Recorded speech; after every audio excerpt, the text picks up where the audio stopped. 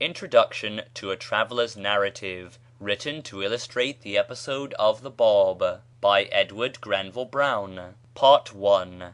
Introduction. This book is the history of a proscribed and persecuted sect, written by one of themselves.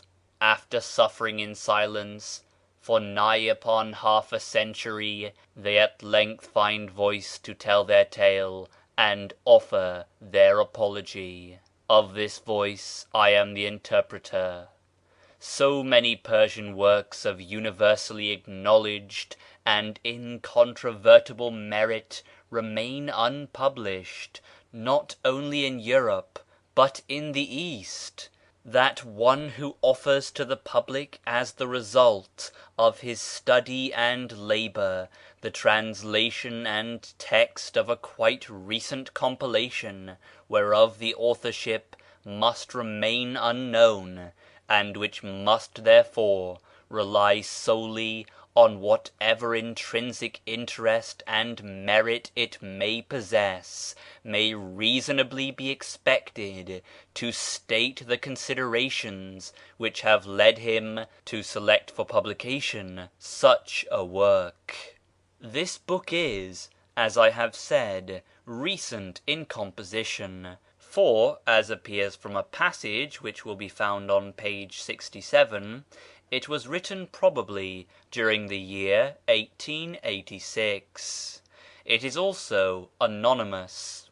This could not well be otherwise, for what Persian could, with ordinary prudence, acknowledge a work written in defence of a faith whereof the name is scarce mentioned in Persia without fear and trembling, so that these two things, which some might incline to account grave defects in the book, and reasons against its publication, are, in truth, inherent in its very nature and character. It is of quite modern origin, because it treats of a recent movement, of which the first beginnings are remembered by many still living. It is anonymous, because every promoter of that movement is, in the country which gave it birth, as a man "sitting beneath a sword suspended by a single hair, who knoweth not when it shall descend upon him, whether it shall descend instantly or after a while." Note, see page 150, infra. If then the subject treated of in this book be of sufficient interest and importance to merit careful study, and if the book itself, notwithstanding our ignorance of its authorship, can be shown to proceed from a trustworthy source, I am sufficiently justified in having decided to edit and translate this Traveller's Narrative. Now it appears to me that the history of the Bábí movement must be interesting in different ways to others besides those who are directly engaged in the study of Persian.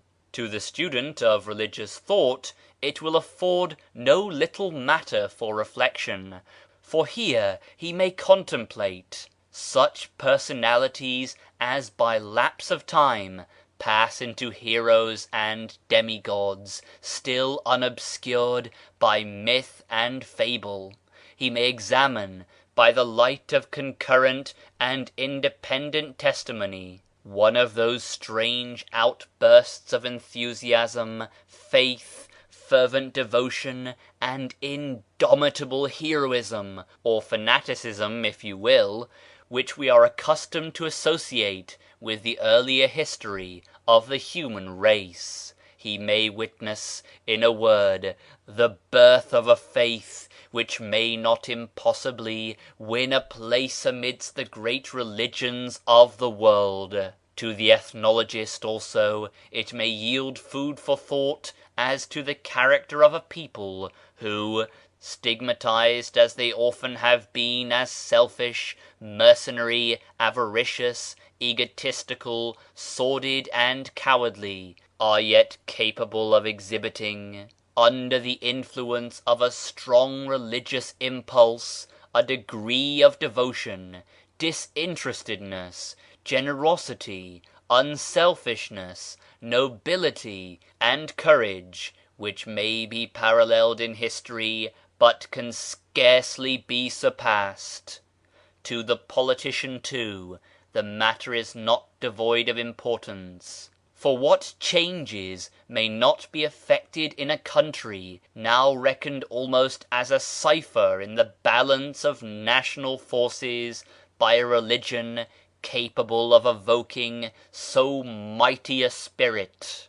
Let those who know what Muhammad made the Arabs consider well what the Bab may yet make the Persians. But to myself, and I believe to most others who have been or shall be brought to consider this matter, the paramount interest thereof lies in this, that here is something, whether wise or unwise, whether tending towards the amelioration of mankind or the reverse, which seem to many hundreds, if not thousands, of our fellow creatures worth suffering and dying for, and which, on this ground alone, must be accounted worthy of our most attentive study.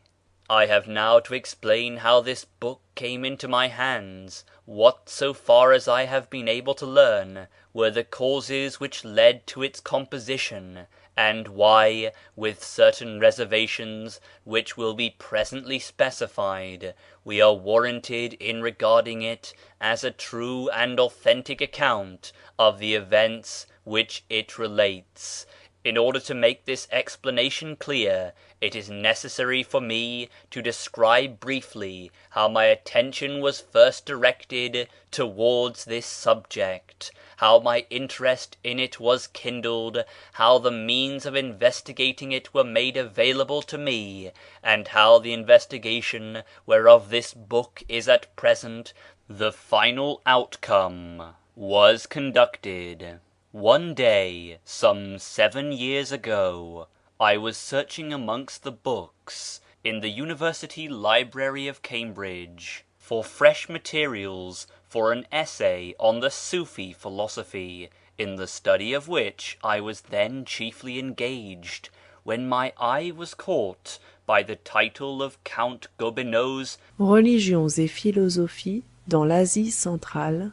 I took down the book, glanced through it to discover whether or no it contained any account of the Sufis, and finding that a short chapter was devoted to them, brought it back with me to my rooms. My first superficial glance had also shown me that a considerable portion of the book was taken up with an account of the Bábís, of which sect I had at that time no definite knowledge, save a general idea that they had been subjected to a most severe persecution. The perusal of Gobineau's chapter on the Sufis caused me, I must frankly confess, no small mortification, for I was an ardent admirer of these eloquent mystics, whose spirit has inspired so much of what is best and finest in Persian literature, and a rude shock was inflicted on my susceptibilities by such words as these: Le quiétisme, le beng et l'opium, l'ivrognerie la plus abjecte, voilà surtout ce qu'elle, le soufisme, a produit. When, however, I turned from this mournful chapter to that portion of the book which treated of the Bábí movement, the case was altogether different. To anyone who has already read this masterpiece of historical composition, this most perfect presentation of accurate and critical research in the form of a narrative of thrilling and sustained interest, such as one may indeed hope to find in the drama or the romance, but can scarcely expect from the historian, It is needless to describe the effect which it produced on me. To anyone who has not read it, I can only say, let him do so forthwith, if he is in any way interested in the history of the Bábís. Many new facts may be added to those recorded by Gobineau, and the history which he carried down to A.D. 1852 needs to be supplemented by an appendix detailing the events of the last 38 years, but the narrative of the first origin of Bábíism can hardly be told better than he has told it, certainly not in a style more eloquent, nor in a manner more worthy of the subject. Count Gobineau's book, then, effected in a certain sense a complete revolution in my ideas and projects. I had long ardently desired to visit Persia, and above all Shiraz, and this desire was now greatly intensified. But whereas I had previously wished to see Shiraz because it was the home of Hafiz and of Sa'di, I now wished to see it because it was the birthplace of Mirza 'Ali Muhammad the Báb. And after Shiraz, not Tus and Nishapur, but Zanjan, Mazandaran, and Tabriz were the objects of my eager desire. My impatience, too, was greatly increased, for I reflected that although there must be many still living who had witnessed or even taken part in the events of which I was so anxious to discover every slightest detail, each year that passed would materially lessen their number and render even fainter the possibility of restoring the picture in its entirety. Besides this, I was eager to know more of the doctrines which could inspire such heroism, and to gain this knowledge, as I clearly perceived, there was but one satisfactory and effectual method.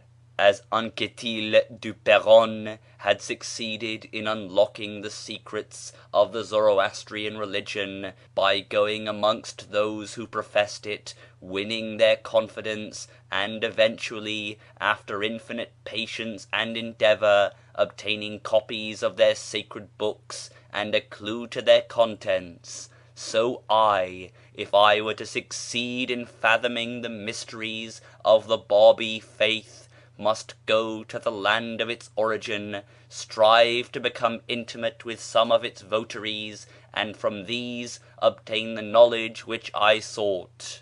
Let no one suppose that I am so presumptuous as to institute any comparison between Anquetil du Perron and myself. His task was one which only rare courage, perseverance, and genius could bring to a successful issue.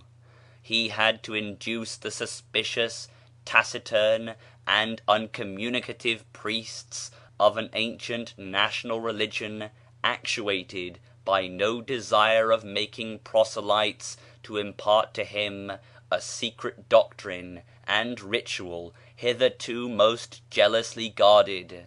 And when at length the sacred books were gained, they were books written in a language so long dead that over it had formed a deposit of commentaries in a speed which had grown, flourished, and died since it had been a spoken tongue. Added to this, Anquetil's investigations were conducted amidst hardships, privations, and dangers of an exceptional kind. The Bábís, on the contrary, would, I was convinced, be eager to impart their doctrines to any inquirer on whose discretion and fidelity they could place reliance. Their sacred books, moreover, were either in Arabic or in Persian, and beyond a certain reserve and obscurity necessitated by prudential motives and a peculiar terminology such as all sects, whether philosophical or religious, possess, I anticipated no particular difficulty in understanding them. One special obstacle, it was true, did exist in this case to the primary establishment of relations of intimacy. The Bábís were a proscribed sect, whereof every member was practically liable to outlawry and even death should he allow his creed to become known. It seemed probable enough, therefore, that I should at first have some difficulty in discovering them and putting myself into communication with them. Yet, could I but find means of spending a few months in Persia, it would be hard, I thought, if some lucky chance did not bring me in contact with some Bábí who would venture to take me into his confidence. And, if the first step could be won, I relied on the fair knowledge of colloquial Persian which I already possessed, the general acquaintance with the Bábí doctrines which Gobineau's work had given me, the genuine admiration which I felt for the Báb and his apostles, and the close brotherhood which, according to all analogy, must probably exist within the sect, to effect the rest. Meanwhile, the first step was to get to Persia, and of this there seemed to be but little chance. Anquetil du Perron would have gone, chance or no chance, and either attained his object or perished in the search. I, not being fashioned in so heroic a mould, waited for the means. I made several fruitless attempts to obtain some appointment which would take me to the land of my quest, and finally, at a last resource, offered myself as a candidate for a medical post in the realms of the Nizam of Haydarabad, on the chance that there I might find means of visiting Persia. Here again I was unsuccessful, and I was beginning to despair of attaining my object, when suddenly and unexpectedly that thing befell me which is, as I believe, the greatest good fortune which can fall to the lot of one eager to pursue a scientific inquiry from which he is debarred by lack of means. A fellowship became vacant at my college, and to this fellowship I was elected. This happened on May 30th, 1887. 5 months later I had crossed the Turco-Persian frontier and was within 3 stages of Tabriz. Of the disappointments and failures which I at first met with in my attempts to discover and communicate with the Bábís, of the fortunate chance which at length placed the clue in my hand, and of the fulfilment of my hopes in a manner surpassing my most sanguine expectations, I have already spoken in another place.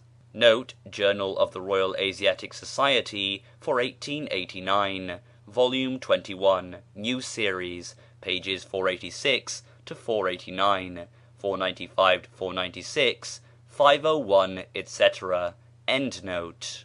Of these and other things incidental to my journey I may perhaps give a fuller account at some future time. Here it is sufficient for me to state that I returned to England in October 1888, having visited Zanjan, Tabriz, Shiraz, and Sheikh Tabarsi, the places most intimately associated with Bábí history, having lived on terms of intimacy, for periods varying from a few days to many weeks, with the principal Bábís at Isfahan, Shiraz, Yazd, and Kirman, and bringing with me a number of Bábí books and writings, as well as journals wherein the gist of every important conversation with any member of the sect was carefully recorded. So soon as I had established myself once more in the college which 4 years' absence from Cambridge and a year's travelling in Persia had served to render yet more dear to me, I set to work to make a systematic examination of the materials collected during my journey. The Persian Bayan, the Iqan, the Kitab-i Aqdas, the Epistles to the Kings, the Tarikh-i Jadid, and a host of more or less important letters, memoranda, poems and abstracts were read, digested, and indexed, and the outcome of this and my previous labour, together with a brief account of my journey, was laid before the public in 2 articles, comprising in all 170 pages, of which the first appeared in July, the second in October 1889, in the Journal of the Royal Asiatic Society. To these articles I shall continually have occasion to refer in the course of this work, and, for the sake of brevity, I shall henceforth generally denote them as B1 and B2. The preparation of these articles, in conjunction with other work, kept me occupied till the autumn of 1889, when, the main results of my investigations having been satisfactorily recorded, I was left at liberty to turn my attention to matters of detail. It appeared to me extremely desirable that texts or translations of the chief Bábí works should be published in extenso. The only question was which to begin with, inasmuch as it seemed likely that the historical aspects of the movement would prove more generally interesting than its doctrinal aspects. I finally determined to publish first the text and translation of the Tárikh Jadid. Note concerning the Tárikh Jadid, see Note A at end, pages 192 to 197 infra, end note. And this determination was approved by several of my friends and correspondents, whose knowledge entitled them to speak with authority. This text and translation I accordingly began to prepare, and the former was completely copied out for the printer, awaiting only collation with the British Museum text. Note, this collation has since been effected, and the variants offered by the British Museum manuscript proved to be both numerous and important.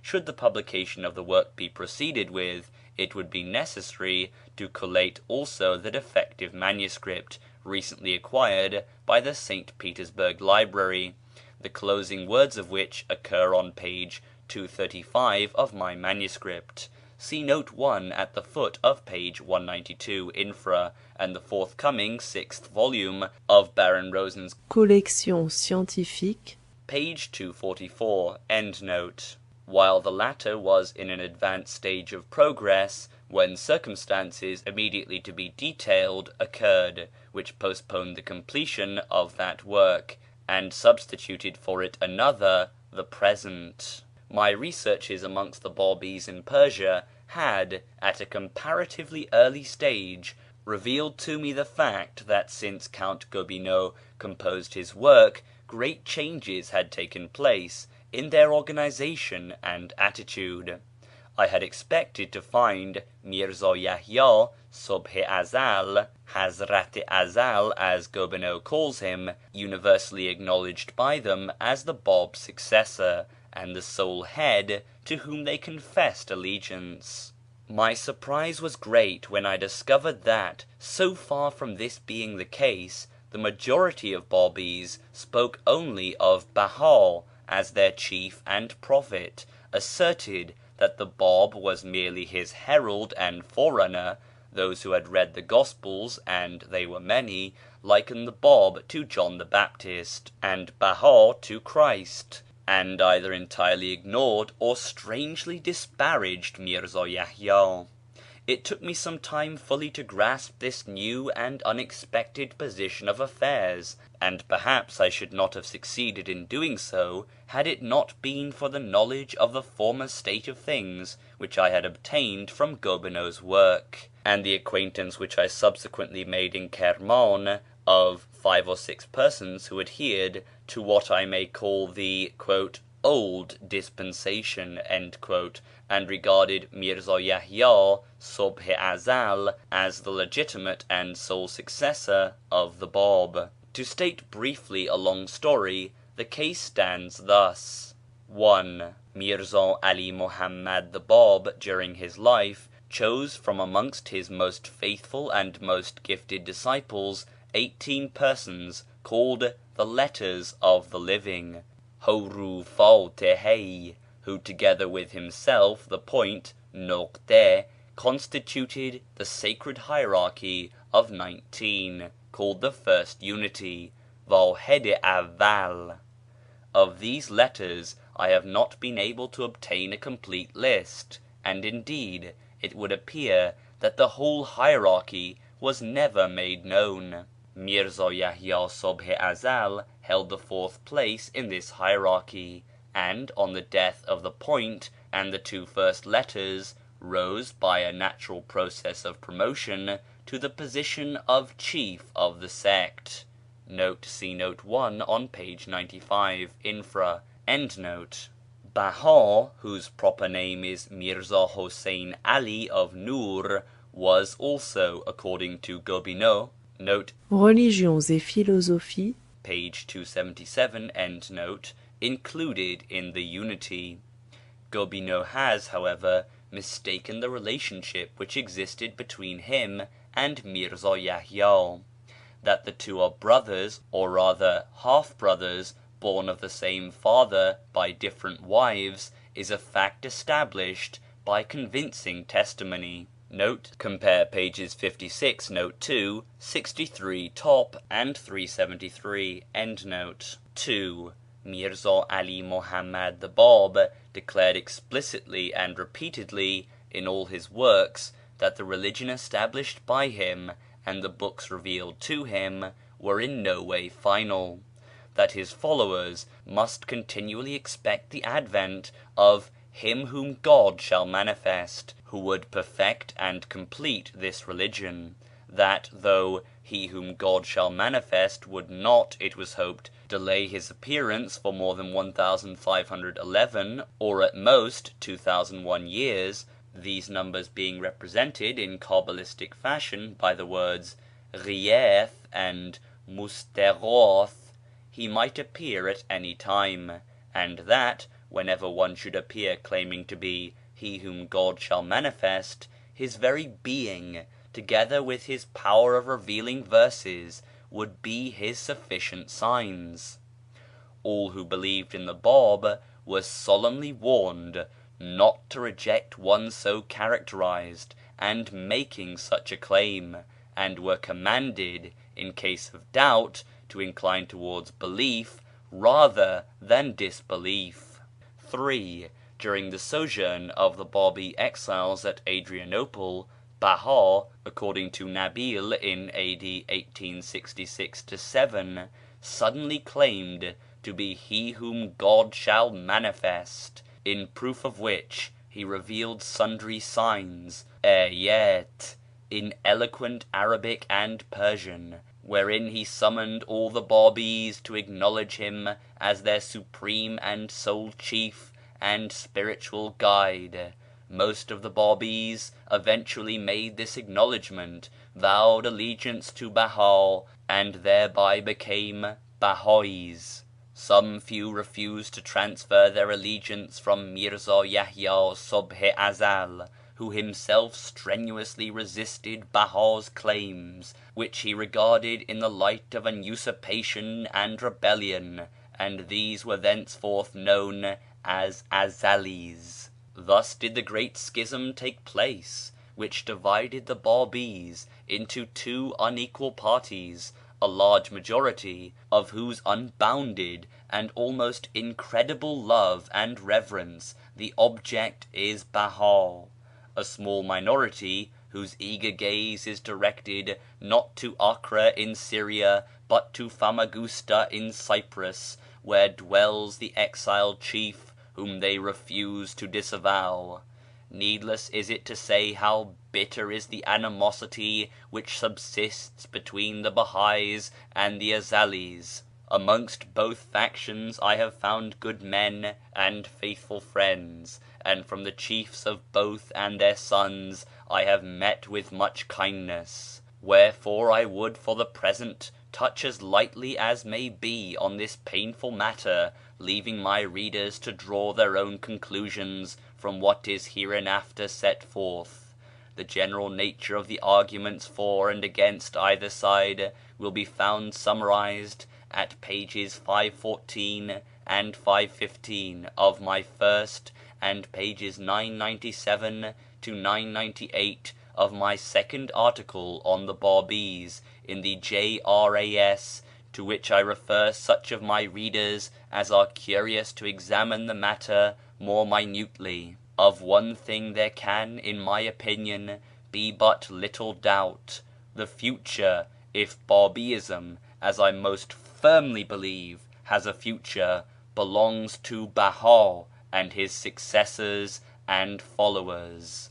With most of the facts summarized above I became acquainted during my sojourn in Persia, but I was unable to learn for certain whether Mirza Yahya Subh-i-Azal was still alive, nor could I ascertain in what part of Cyprus he had fixed his residence. A dervish with whom I became acquainted in Kirman told me that he had visited him, but could not remember the name of the town wherein he dwelt, and none of the Azalis whom I saw could give me any more precise information.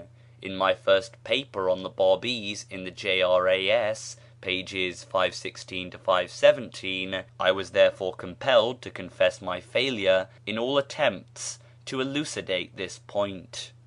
At the same time I pointed out how much precious information might be gained from Subh-i-Azal if he was still alive, and how extremely desirable it was, in the interests of science, that this matter should be cleared up. After the publication of my first, and during the preparation of my second paper, I began to institute inquiries on this point. My sister, who was then travelling in the East, succeeded in obtaining the first clue from Mr. G.I. Houston, who was kind enough to procure for me definite proof that Subh-i-Azal was still alive, and was residing with his family at Famagusta. Shortly after this my friend Dr. F.H.H. Guillemard, who had spent many months in Cyprus and had friends in all parts of the island, very obligingly wrote to Mr. C.D. Cobham, Commissioner at Larnaca, and to Captain Young, Commissioner at Famagusta, asking them to obtain for me the fullest information possible relative to the Bábí exiles in Cyprus. I myself wrote at the same time, stating the nature of the information which I sought.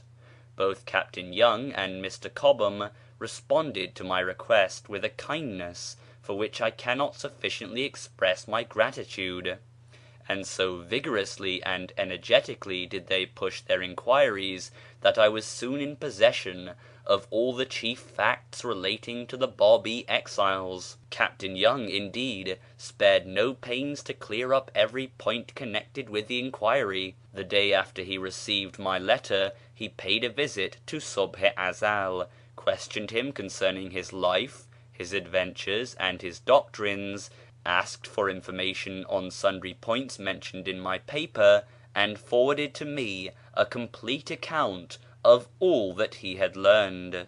Nor was this all, for he succeeded so well in winning Subh-i-Azal's confidence that with this first letter, dated July 28th, 1889, he was able to forward a manuscript of one of the Báb's works, whereof, so far as I know, no copy had previously reached Europe. Through Captain Young I was able to address directly to Subh-i-Azal letters containing questions on numerous matters connected with the history, doctrine, and literature of the Bábís, to all of which letters I received most full and courteous replies. Subh-i-Azal further sent me at different times several other manuscripts, a complete list of such of the Báb's works as had been in his possession at Baghdad, see note U at end, and a brief history of the Bábí movement written by himself, besides numerous letters, each one of which contained most precious information. This correspondence, which opened out so rich a mine of new facts, was but in an early stage when my second paper on the Bábís was published in the J.R.A.S. for October 1889, but I was able to add to it an appendix, pages 994 to 998, embodying the more important results of the inquiry undertaken by Captain Young, Mr. Cobham, and Mr. Houston. A fuller and more accurate account of Subh-i-Azal and the other Bábí exiles in Cyprus, based on the inquiries of the above-mentioned gentlemen, the examination of official documents, and the statements made to me by Subh-i-Azal, his sons, and others, will be found in Note W at the end of this book. It is therefore unnecessary for me to allude further to this correspondence at present. While I was in Persia, I had already formed the intention of visiting Acre and learning the doctrine of Behá from the fountainhead. From the moment when I discovered that Subh-i-Azal was still alive, I further resolved to visit him also, for from repeated personal interviews I anticipated results which could not be obtained by a correspondence, however elaborate. I was also anxious for my own satisfaction to see those who since the Báb's death had been the leaders of the Bábí movement. Without this I felt that my researches would lack that completeness which I wished to give them. The motives which impelled me towards Acre and Famagusta were equally strong, but somewhat different. At the former place I expected to see the mainspring and fulcrum of a mighty force, with the outstanding results of which I had become practically acquainted in Persia, and from which I believed, as I still believe, that results yet more wonderful might be expected in the future. At the latter place I hoped to converse with one whom the Báb had recognized as his immediate successor and vice-regent, one who had been personally acquainted with Mullah Husayn of Bushra Wayh, Mullah Sheikh Ali, Suleiman Khan, Qurratul Ayn, and, in short, almost all of those whose devoted lives and heroic deaths had first inspired my enthusiasm; one, moreover, who represented the spirit and tradition of the old Bábíism, which, in the hands of Behá, had already undergone important modifications, and indeed become almost a new religion. Various considerations decided me to visit Cyprus first, of which two only need be mentioned here. Firstly, it was practically certain that no obstacle to my seeing Subh-i-Azal would arise, while it was by no means certain that I should be able to see Behá. Secondly, the logical order of procedure was to begin with the investigation of the old order of things, and having completed this, to continue the examination of the new. I hoped, however, to make one journey suffice for the attainment of both objects, but, allowing for the time which must be consumed in actual travelling, it was clear that at least 2 months would be required for the enterprise. The long vacation was amply sufficient for the purpose, but the summer was the most unsustainable season for such a journey, and I therefore determined to petition the University for such extension of leave at Easter as would enable me to absent from England for 2 months. The University, ever ready to facilitate research of every kind, granted me permission to absent myself from Cambridge from March 4th till May 3rd, 1890, and accordingly, leaving England on the date first mentioned, I landed at Larnaca in Cyprus on March 19th. Captain Young and Mr. Cobham, on becoming acquainted with my intention of visiting Cyprus, had, with that ready kindness and hospitality which, so far as my experience goes, are rarely lacking in Englishmen resident in the East, written to ask me to be their guest during such time as I might desire to remain in Famagusta or Larnaca, so that I was entirely relieved of all anxiety as to the possibility of finding a base of operations for my researches. Captain Young further counselled me, in case I wished to gain access to the official records of the island government, to obtain before leaving England such letters of recommendation as might ensure the attainment of this object. I accordingly applied for help in obtaining these to Major General Sir Frederick Goldsmid, whose long residence in Persia and intimate knowledge of the Persian people and language had led him to take some interest in my communications on the subject of the Bábís to the Royal Asiatic Society.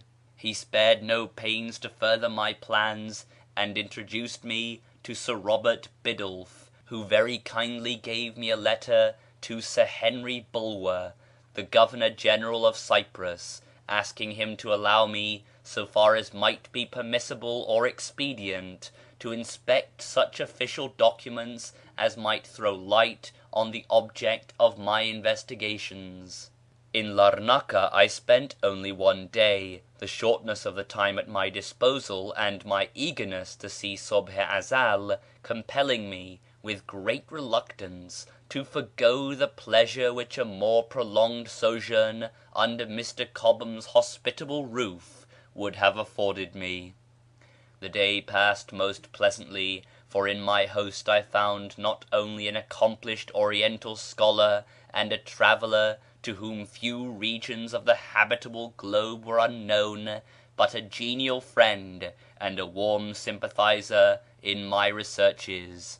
Mr. Cobham had studied Persian for some time with Mushkin Qalam, one of the Bahai exiles sent with Subh-i-Azal to Cyprus. Note concerning Mushkin Qalam, see B1, page 516, B2, pages 994 to 995, and note W at end.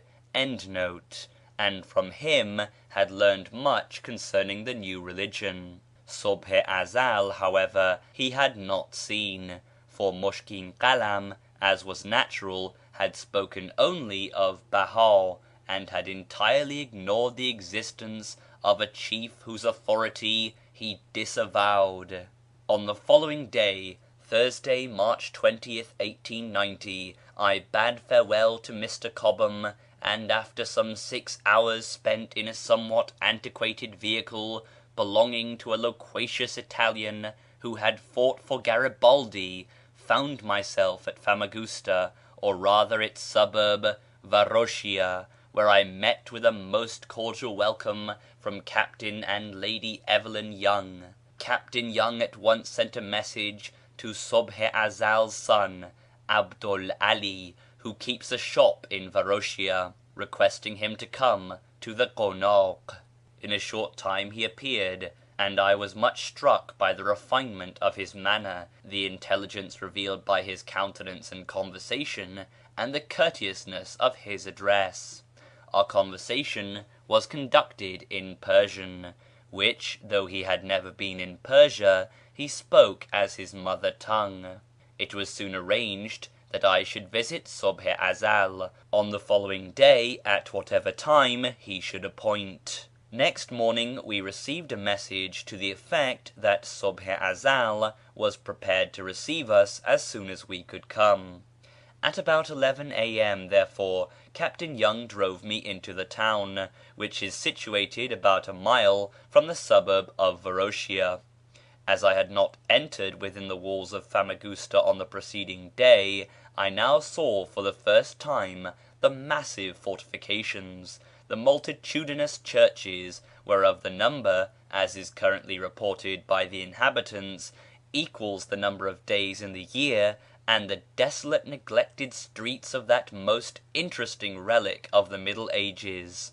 After Captain Young had transacted some other business, we proceeded to Subh-i-Azal's abode, in the courtyard of which we were received by his sons Abdul Ali, Rezvan Ali, Abdul Wahid, and Taqiyuddin, and an old Bábí of Zanjan who had settled in the island so as to be near his master.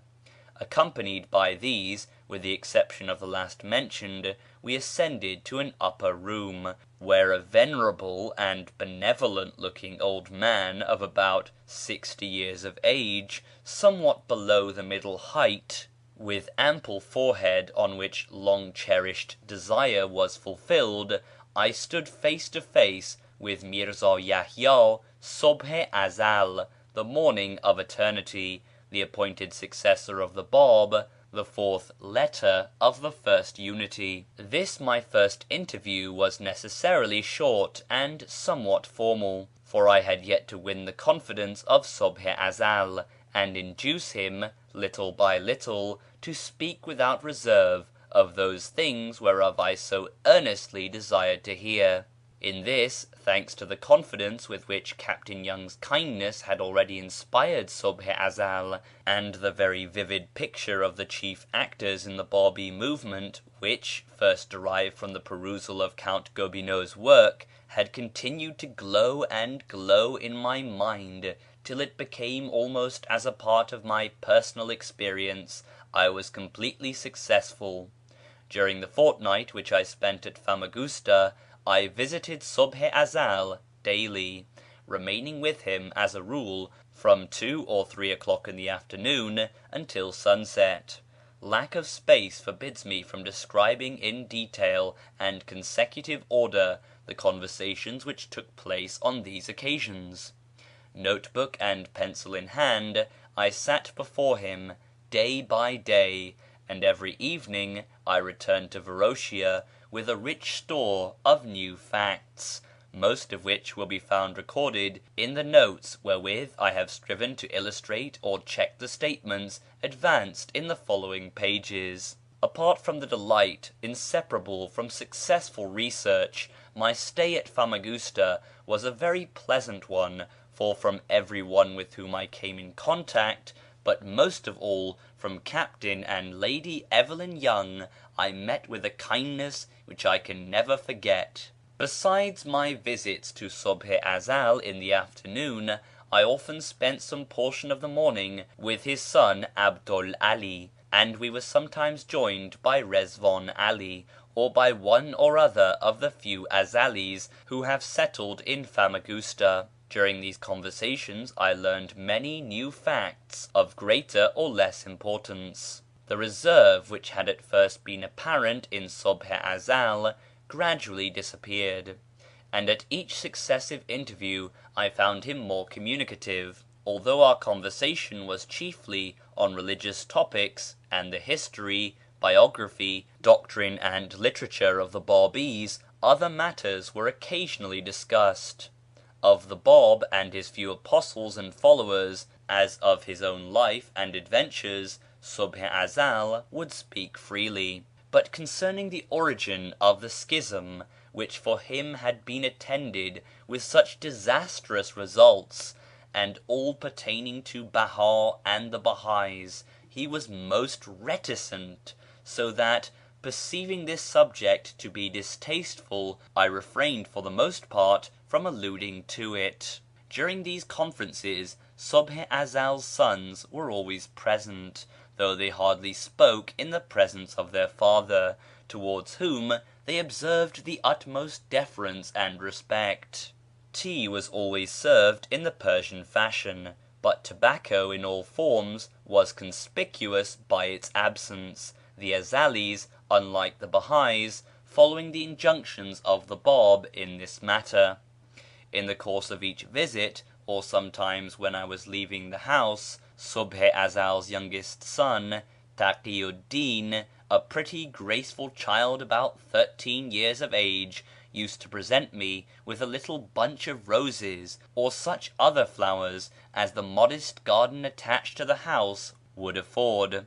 On my walk to and from Famagusta I was always accompanied by Abdu'l 'Ali and often by one of his brothers. A few days after my arrival in Famagusta I wrote to Sir Henry Bulwer stating what was my object in desiring to examine the official records concerning the exiles which might be presented at Nicosia, asking whether I might be permitted to do so, and forwarding the letter of recommendation given me by Sir Robert Biddulph. In response to my request, Sir Henry Bulwer, having learnt that the shortness of my stay in the island made it difficult if not impossible for me to visit Nicosia, was kind enough to forward for my perusal all the more important papers bearing on the subject. All of these, therefore, I was able to examine at my leisure, and of all of them, with one exception, I received permission to make use. An abstract of the important facts and dates established by these documents will be found in Note W at the end of this book. The 5th of April, which was the ultimate limit whereunto my stay in Cyprus could be protracted, unless I were prepared to postpone indefinitely my visit to Acre, came at last. On the morning of that day, therefore, having with great reluctance bade farewell to all my kind friends, I left Famagusta and embarked the same afternoon at Larnaca on the Messageries steamer Gironde. I passed a pleasant evening with a Turkish official and a Syrian, who were the only other passengers besides myself, and early next morning awoke to find myself at Beirut. As I had now but 2 weeks at my disposal ere I must again turn my face homewards, I was naturally anxious to proceed as soon as possible to Acre, especially as I learned that should I fail to find a steamer bound directly for that port, 3 days at least would be consumed by the journey thither. It was, however, necessary for me first to obtain permission from the Bábí headquarters, for though I could without doubt proceed to Acre if I so pleased, without consulting anyone's inclination save my own, it was certain that unless my journey had previously received the sanction of Behá, it would in all probability result in naught but failure and disappointment. Now there reside at Beirut, Port Said, and Alexandria, by one of which places all desirous of proceeding to Acre by sea must of necessity pass, Bábís of consequence, to whom all desirous of visiting Behá must in the first instance apply. Should such application prove successful, the applicant is informed that he may proceed on his journey, and receives such instruction, advice, and assistance as may be necessary. To the Bábí agent at Beirut, whose name I do not feel myself at liberty to mention, I had a letter of recommendation from one of his relatives, with whom I had become acquainted in Persia. The first thing which I did on my arrival was to send a messenger to discover his abode. The messenger shortly returned, saying that he had indeed succeeded in finding the place indicated, but that the agent was absent from Beirut. This was a most serious blow to my hopes, for time was against me, and every day was of vital importance. There was nothing for it, however, but to make the best of the matter, and I therefore went in person to the abode of the absent agent and presented myself to his deputy, who opened and attentively perused my letter of recommendation, and then informed me that his master was at Acre and was not expected back for 10 days or a fortnight. In reply to my anxious inquiries as to how I had best proceed, he advised me to write a letter to his master explaining the state of the case, which letter, together with the letter of recommendation, he undertook to forward at once. As the post fortunately chanced to be leaving for Acre that very evening, I at once wrote as he directed, and then returned to my lodging with the depressing consciousness that at least 5 or 6 days must elapse ere I could receive an answer to my letter or start for Acre; that even if permission was granted, as no steamer appeared likely to be sailing, 3 more days would be spent in reaching my goal, and that consequently 8 or 9 days out of the 14 still remaining to me would be wasted before I could even set foot in the land of my quest. Altogether I began to fear that the second part of my journey was likely to prove far less successful than the first. Fortunately, matters turned out much better than I expected. In the first place, I made the acquaintance of Mr. Ayres, the British Vice-Consul, whose kindness and hospitality did much to render my stay at Beirut pleasant, and who, on learning that I wished to proceed to Acre, told me that he himself intended to start for Acre and Haifa on the following Friday, April 11th, and that I might, if I pleased, accompany him. In the second place, it occurred to me that I might save 2 or 3 days' delay by telegraphing to Acre so soon as my letter must, in the natural course of things, have reached its destination, and requesting a telegram in reply to inform me whether I might proceed thither. On Wednesday, April 9th, therefore, I sent a telegram to this effect. On Thursday evening, returning after sunset to my hotel from a ride in the hills, I was met with the welcome news that a Persian had called twice to see me during the afternoon, stating that he had important business which would not brook delay, and that he had left a note for me which I should find upstairs. From this note, hurriedly scribbled in pencil on a scrap of paper, I learned that permission had been granted, and that I was free to start as soon as I pleased. On receiving this intelligence my first action was to verify it beyond all doubt by calling at once on the deputy of the absent agent, whom I fortunately found at home. He congratulated me warmly on the happy issue of my affairs, and handed over to me the original telegram. It was laconic in the extreme, containing, besides the address, 2 words only: يَتَوَجَّهُ الْمُسَافِرُ, let the traveller approach. He then informed me that as no steamer was starting for Acre, I must of necessity proceed thither by land, and that the reason why he had been so anxious to communicate with me earlier was that the post left that day at sundown, and I might have accompanied it. I then told him of Mr. Ayres' kind offer, which, as we agreed, was a most exceptional piece of good fortune for me, inasmuch as he proposed to start on the following morning, and expected to reach Acre on April 13th. After bidding farewell to the deputy agent and thanking him for the effectual aid which he had so rendered me, I visited Mr. Ayres, and told him that I would accept his kind offer if I could obtain a horse and make the necessary arrangements for my journey on the following morning. He told me that he must start early, but that if I left Beirut by midday I could easily overtake him at Sidon, where he would halt for the night, and he further placed at my disposal the services of one of his kawwases to assist me in my preparations. Next morning, Friday 11th, I was astir early, for there was much to be done.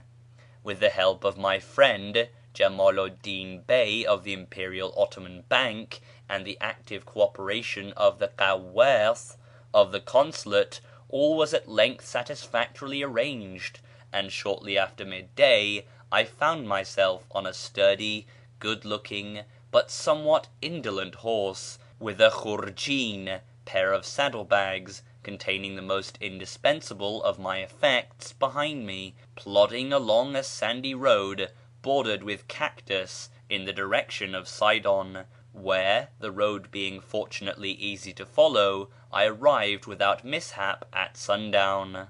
To speak of the delights of that 3 days' journey, the beauty of the scenery, the purity and fragrance of the soft spring air, the pleasant midday halts by some rippling stream or in some balmy grove, and the hospitable receptions accorded to me as Mr Eyre's travelling companion, by those in whose houses we alighted at Sidon, Tyre, and Acre, would be to wander further than is permissible from the subject in hand.